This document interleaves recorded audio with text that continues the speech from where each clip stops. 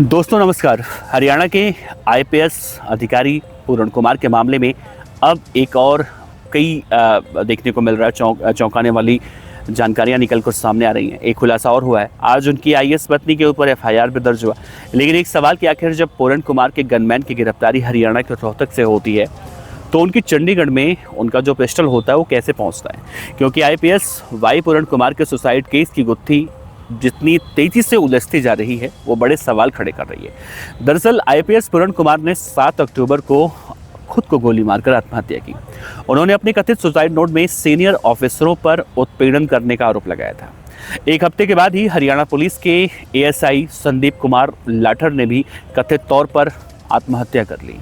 संदीप कुमार ने भी अपने सुसाइड नोट में दिवंगत आईपीएस पूरण कुमार पर कई गंभीर आरोप लगाए। इन सब के बीच में एक बड़ा सवाल ये खड़ा हो रहा है कि पूरण कुमार की आत्महत्या के बाद पुलिस ने हेड कांस्टेबल सुशील कुमार को गिरफ्तार किया था। सुशील कुमार ही पूरण कुमार के गनमैन भी थे और उन्हीं की बंदूक से उन्होंने यानी पूरण कुमार ने आत्महत्या की थी। ऐसे में एक सवाल उठ रहा है कि जब सुशील कुमार हरियाणा के रोहतक से गिरफ्तार होते हैं तो उनकी बंदूक चंडीगढ़ कैसे पहुंच जाती है। 7 अक्टूबर को पूरण कुमार ने जब आत्महत्या की थी उन्होंने एक सुसाइड नोट भी उस वक्त छोड़ा था, जैसा मैंने बार बार जिक्र किया, और इसी में उन्होंने हरियाणा के डीजीपी शत्रुजीत कपूर और रोहतक के तत्कालीन एसपी नरेंद्र बिजारनिया पर जाति सूचक शब्दों के जरिए अपमानित करने का आरोप लगाया था। उन्होंने इस पर लगातार उत्पीड़न का और प्रताड़ना का आरोप लगाया। उन्होंने अपने सुसाइड नोट में 8 आईएएस ऑफिसरों के नाम लिखे थे और इसी मामले में आईपीएस वाई पूरण कुमार की पत्नी और IAS officer Amneet P Kumar ने भी वहां के तत्कालीन जो शत्रुजीत कपूर और नरेंद्र बिजारनिया हैं उन पर आरोप लगाया था कि उन्होंने उनके पति को जाति सूचक शब्दों से अपमानित किया और उन्होंने अपने पद का इस्तेमाल करके उन्हें साजिश के तहत फंसाया। पूरण कुमार के सुसाइड के करीब एक हफ्ते के बाद यानी हम देखें 14 अक्टूबर को जब इसी मामले में जाँच कर रहे एएसआई संदीप कुमार ने आत्महत्या कर ली। संदीप कुमार का शव रोहतक के लड़हौत धामर रोड स्थित उनके घर के पास से बरामद हुआ। वो साइबर क्राइम ब्रांच में तैनात थे। संदीप कुमार उस टीम में शामिल थे जिनमें गनमैन सुशील कुमार को गिरफ्तार किया गया था। खुद को गोली मारने से पहले संदीप कुमार ने भी एक वीडियो बनाया जिसमें उन्होंने पूरण कुमार पर कई गंभीर आरोप लगाए। वीडियो में संदीप कुमार को ये कहते हुए सुना गया कि भगत सिंह ने भी बलिदान दिया था और वो एक बहुत ही कठिन रास्ता उन्होंने अपनाया था, जिसके बाद देश जागृत हुआ और आज ये देश तब जागृत होगा जब हम सत्य के मार्ग पर अपना बलिदान देंगे।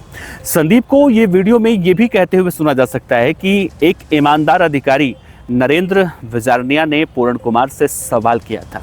सवाल ये उन्होंने ये भी आरोप लगाया कि पूरण कुमार का नाम एक रिश्वत कांड में सामने आया था। दरअसल रोहतक में एक शराब के ठेकेदार ने हेड कांस्टेबल सुशील कुमार के खिलाफ रिश्वतखोरी का मामला जब दर्ज करवाया तो ठेकेदार ने उस वक्त ये आरोप लगाया कि सुशील कुमार ने पूरण कुमार के नाम पर यानी कि जब वो वहाँ पर तैनात हुआ करते थे करीब 2.50 लाख यानी 2.5 लाख रुपए की रिश्वत मांगी। सुशील कुमार को हाल ही में देखा जाए तो गिरफ्तार किया गया था और यहीं से पूरा बखेड़ा शुरू हुआ।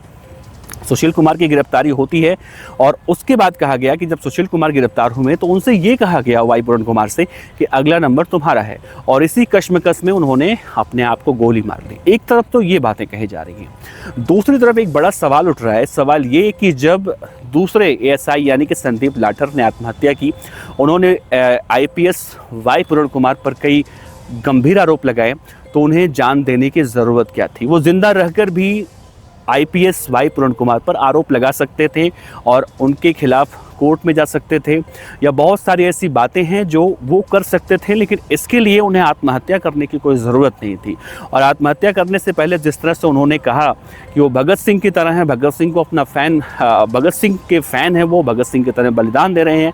अब मुझे एक बात बताइए, क्या संदीप लाठर जी अगर ज़िंदा रहकर ये सब कुछ बातें वो कहते हैं, जो बातें मरने के बाद उनकी निकलकर सामने आई, तो क्या उनकी बातों पर कोई यकीन नहीं करता? सबसे बड़ा सवाल है। और यही वो सवाल है जो आज हरियाणा के अंदर 2 अलग अलग केसों में देखने को मिल रहा है। दोनों पुलिस से जुड़े हुए केस हैं, लेकिन इन केसों को कहीं ना कहीं अब इस तरह से देखा जा रहा है कि हरियाणा के अंदर आखिर हो क्या रहा है। पूरी सत्ता, पूरी कैबिनेट में बैठे मंत्री कहीं ना कहीं अब हिल चुके हैं। एक मंत्री जी जा रहे हैं वाई पूरण कुमार के घर पे, एक मंत्री जी जा रहे हैं संदीप लाठर के घर पे, एक वहाँ समझाने की कोशिश कर रही हैं, एक यहाँ समझाने की कोशिश कर रही हैं। दोनों परिवारों की अपनी अपनी मांग है, दोनों अपनी अपनी मांगों पर अड़े हुए हैं, लेकिन अब समझना होगा कि आखिर गलती किसकी है। शुरुआती दृष्टि में तो कोई कुछ नहीं कह सकता, बहुत हाई प्रोफाइल केस है, लेकिन आप खुद सोचिए कि एक इंसान को या फिर किसी को भी अगर किसी दूसरे आदमी पर आरोप लगाना है, उस आरोप को सिद्ध करना है, बेशक वो सच बोल रहा हो, तो उसे मरने की ज़रूरत क्या पड़ती है। वो जिंदा रहकर भी आरोप लगा सकता है, उसे सच साबित कर सकता है, सिद्ध कर सकता है, कोर्ट में जा सकता है। ऐसे में अब समाज दो धड़ों में बढ़ चुका है। एक धड़ा आईपीएस जो दिवंगत हैं वाई पूरण कुमार उनके तरफ है, और दूसरा धड़ा संदीप लाठर की तरफ है। संदीप लाठर के चाहने वाले कह रहे हैं कि ईमानदार पुलिस ऑफिसर थे, जबकि वाई पूरण कुमार के चाहने वाले कहते हैं कि वो एक ईमानदार आईपीएस ऑफिसर थे। ऐसे में एक बड़ा सवाल उठता है, जब दोनों ही ईमानदार थे तो इतनी बड़ी भूमिका जो अब बनाई जा रही है, या फिर जो कहानी निकल कर सामने आई है, ये कहानी क्यों निकल कर सामने आई है और किसके लिए सामने आई है? क्या हरियाणा के अंदर अब किसी और रास्ते की खोज की जा रही है?